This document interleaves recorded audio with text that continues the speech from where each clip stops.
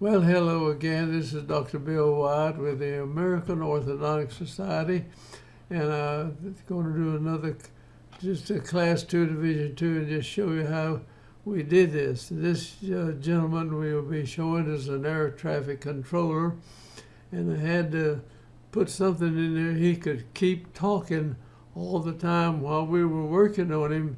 He has to be heard and understood, and so we had to be careful with what we put in his mouth so the pilots could hear him. He directs them into to the landing field here in Dallas, and so we had to watch out how we were doing that. He nearly backed out on me once, saying that he couldn't speak, so we had to change a bite plate we had in his mouth. So let's get going on this. I'll show you how we did this.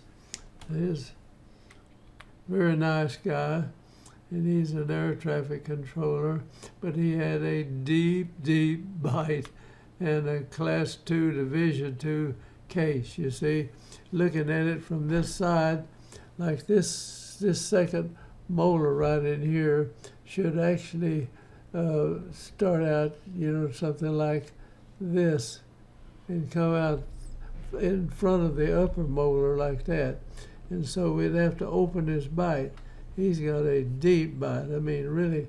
So we use one of these intruding arches that comes out over here and goes way up, and we come down and hook it to these teeth, and it picks them up and it brings them forward at the same time, and it allows the lower jaw to straighten out and then move forward into the space. As you do it like this, this raises up, and this can come down and come out, and that gives you room to bring your jaw forward like that.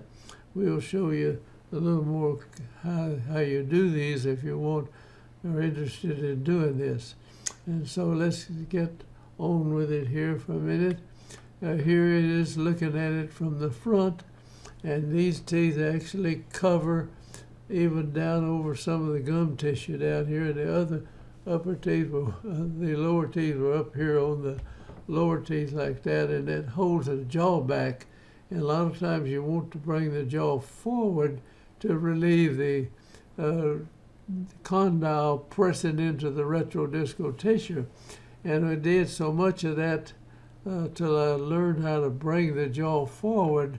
And so some of these people, we just had a short chin, and we would bring their jaw out like this, and as they wear it long enough, this would change. The condyle would go, if the fossil's up here and you're here, the condyle would kind of do out like this, and then the angle the gonial angle down there would get greater, and the jaw would come forward like that. So anyway, if they wear it all the time, it'll change permanently, but if they go back and forth, it won't change. Now this is opening the bite. Now we had a missing tooth in this particular case, and he was in a big hurry, and he didn't want me to pull this one forward, because I could have pulled this forward. I think I've got a tooth back here, and we could have used it up here, but he was in a hurry, so he would get an implant, something back here, and have to take that out. It costs a lot more money to do that. Now we'll bring that around, and here this gap, well, I thought he had something back there, but he didn't have anything. So we just keep this tooth right where it is, and he'll have a bridge or an implant in that space.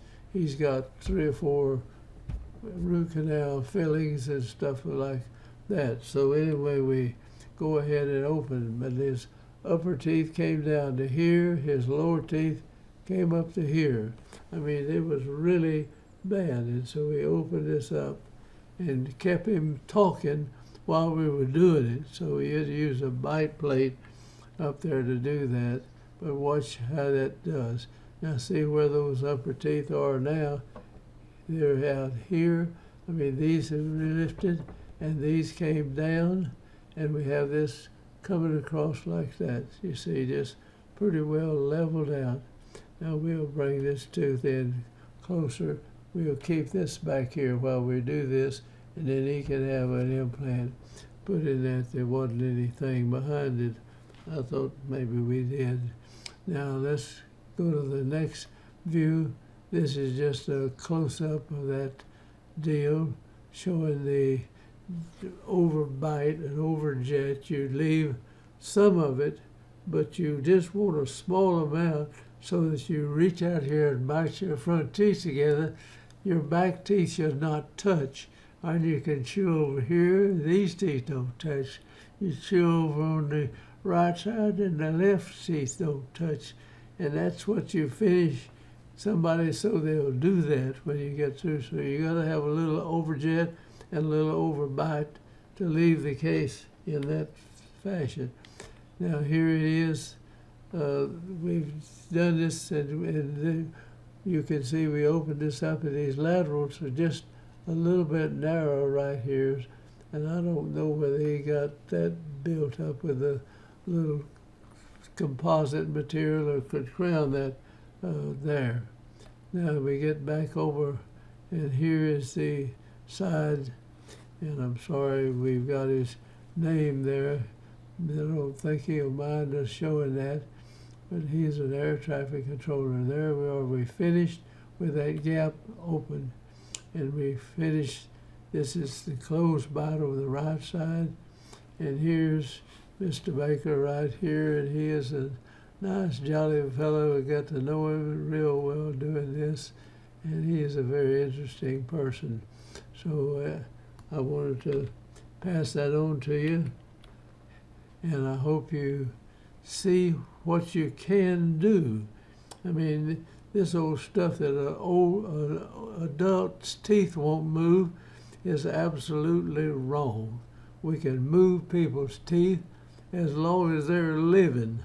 And I've got into 90-year-old people doing this. I've never started anybody at 90 years old, but some of the cases went into 90, and that still moves. We can expand and track, you can move them, we can do whatever you want to, and there's a vast amount of this type of orthodontics that's out there that's not being treated today.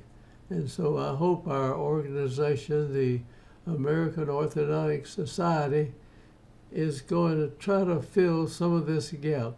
And the pediatric schools, the people that won't even teach their graduates how to do orthodontics. And this is this ridiculous thing. And I want to change that if the Lord lets me do this. Now, thank you for watching, and I will close up, and we're going to show some other Class 2 Division 2 and how we actually do the cases. So thanks for watching, and I'm going to say goodbye.